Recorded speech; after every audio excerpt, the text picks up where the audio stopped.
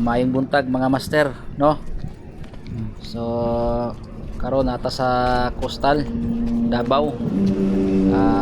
Roundabout mo ni siyang roundabout.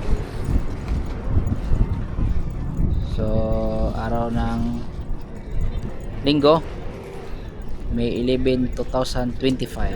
So happy Mother's Day sa tanan na tong mga inahan diya. Shout out sa inyo mga magigiting na mga ina.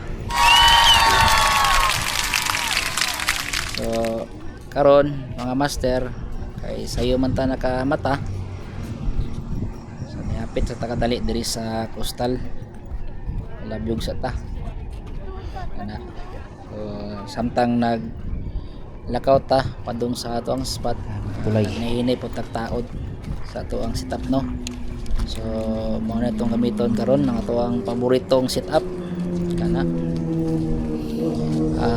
rad nga Olympic Corto 612 ug ang reel na Shimano Vanquish 2000 HHG. So HHG means super high gear na siya mga master, so abbreviation lang na siya. So atong target diri karon sa unang tulay. So kani master mo ni ato ang jig head nga katana nga gamiton. Big nga master. So parisa na nato na siya kuan. Joke no nga sukbit. Ano na siya 35mm. Tapos kani bagay kayo ni sa tong hook na jig katana. Oh.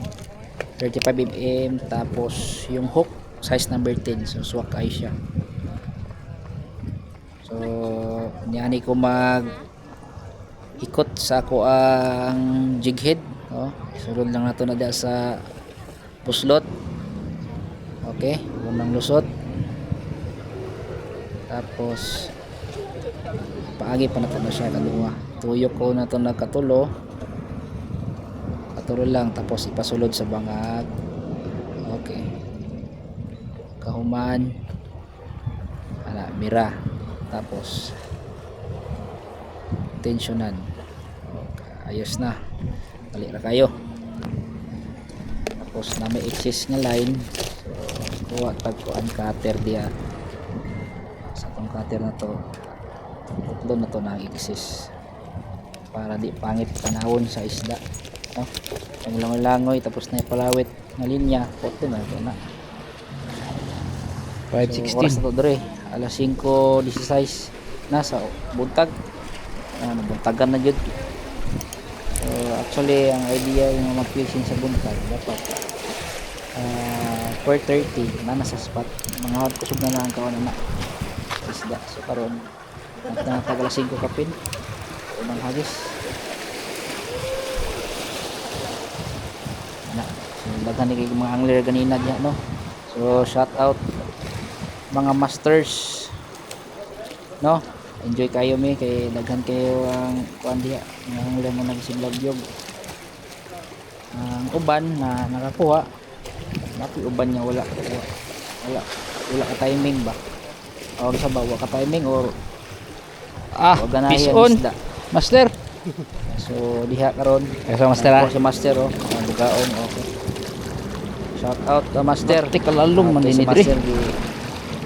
ihaw ni master na ilad yun ang bugaong. Karon tabok ta diri, Yay ka. medyo high tide, pwede ni siyang urasa. Ayay ka. Alas 5 mga nasa 1.8 meters pa ang tubig, anak. So high tide pa siya. Sa katadre ano nila yung kalakaran diri sa Coastal stone, dagko kayo, oh. Maunay kuan ano alidia para ang dagko ang mga balon, so di makantad ng mga saminto diya sa Coastal, no? So hawad kayo ang kuan nagplano kaya pag sa day o di na sinta, lagpit og layo.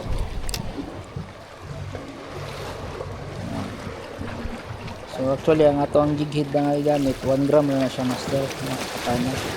Tapos atong line 1.8 nagbira na siya nga Easterline. So nipis yapon kay siya mo nang layo gyud siya lagpot. So sa mga wa kabalo ang Easterline o breadline lahi na siya kan ha. Lahi na siya type sa line. So, kanang Easter mo gunita nimo na siya. So mo na siya nylon no. Tapos kanang bread mo na siya murag maong tila. So lahi siya na siya advantage o disadvantage. So kani nag-ilis na po tag sukbit kay wasig di sila ganahan puti nag-ilis taog itong minus kayo ang kuan karon ang mga isda o kuan strike kay kuan na magod full moon na magod siya karon. So gabi pa lang active na mga isda, so nangaon na sila kay hike man ang bulan, so active sila gabi kahayag na po sa buntag mo na less na busog na sila, less kagatan na. So ibig sabihin na active ang isda. So dira tag itsa dre pa strike no. So ipaabot na nato ang tamang stepping kung saan nato pag-ilag sa mga isda dre na actually nagya pa isda diya, sige lang sunod-sunod sa tuwang paon pero hesitate sila nga mupa ay busog na. So mangita tag uwi para mailag sila, so busog sila no, pero makuratan sila ba nga gwapog lang uwi kasi mong kuhan lor na yung chance na mo strike sila niya masangit sa tuwang. So karon ibaba na po ko master ay mingas na dito no? Subay na ko di skillet hindi mo kay tubig subay na ko pabalik dito sa kuan round ball subay na ko sa kilid no. Actually simi pandok ko diha kay kuan pura isa naglakaw-lakaw sa kilid. Ano din na no trail ko kaya to ang kuan lakaw saka-saka danlog kayo ang hinahinay lang dito sayang nga ito ang kuan pagkagapuhon gamay kung mahulog ta niya matatsan na itong kuan diya. So ping-amping lang dyan kaya medyo tas-tas na itong hulugan. Ano akong style diya mga master no. Pili nyo mingaw sa isa ka spot pwede mo maglakaw-lakaw diya sa kuan subay-subay mo ng mga jackstone dun sa nakitaan ninyo ang kuan tamang spot na makastrike. Ito kanina ay strike pero di maigo sa tuwang kuan hook kay iko ragil lang sunod-sundan lagi. So dre medyo hayag na no, try na to kung makastrike ko ta dre yan kabintagan na gito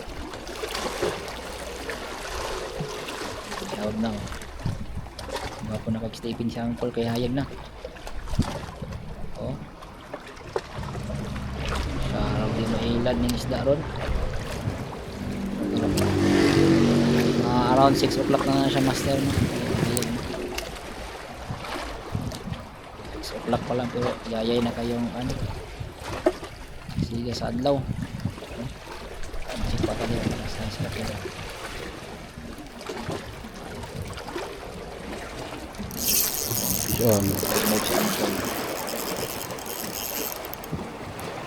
pak wah langit na gid sa kadugayan mga master no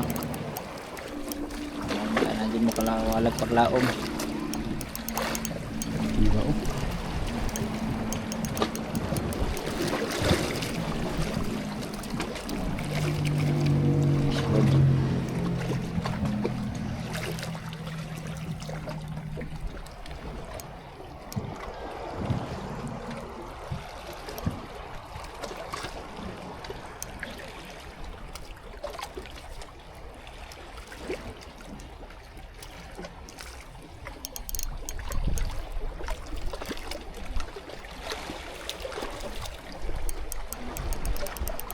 kita.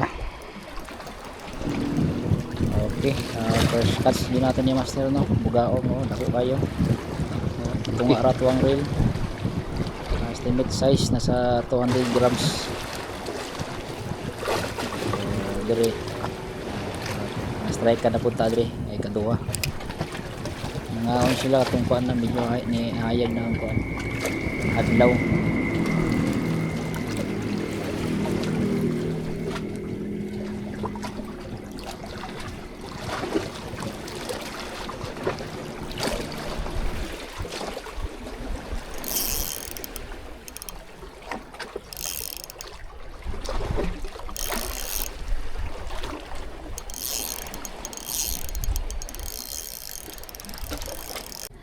So mao to master watag duha ka buok bugaong nakita tag mga angler dire gyapa ayatag lang nato atong kuha no duha ka buok Tama yun. Tsaka at mo patag isda sa tong rip lapas pa sa ano. so yatag lang nato ni sa uban santan sila oh diyang gayon na pasin ako kay medyo init na jud apit na alas 7 sa buntag pero yayay na kayong kainit oy oh. So mo ni ang kuan rotonda diri sa coastal doon sa may Times. So diha ra ko naka-park sa unahan. Kung mga gusto mag-fishing, pwede ra mo mag-park diha sa kuan sa na may designated area diha nga nakabutang parking area. Pwede rin yung sulod inyong motor. Kung na po may 4 wheels, pwede ra po na diha sulod diha dako mo nag-kuan space. So close ang kuan karon no coastal kay nay activity every Sunday na activity diha jogging so bawal na sila pa kuan diha pasudlan ng mga sakyanan. Ayos kayo no na enjoy na ka naka-exercise pa ka nagwapo kani siya nga habit master so papanaway diha panaway na mag fishing is on.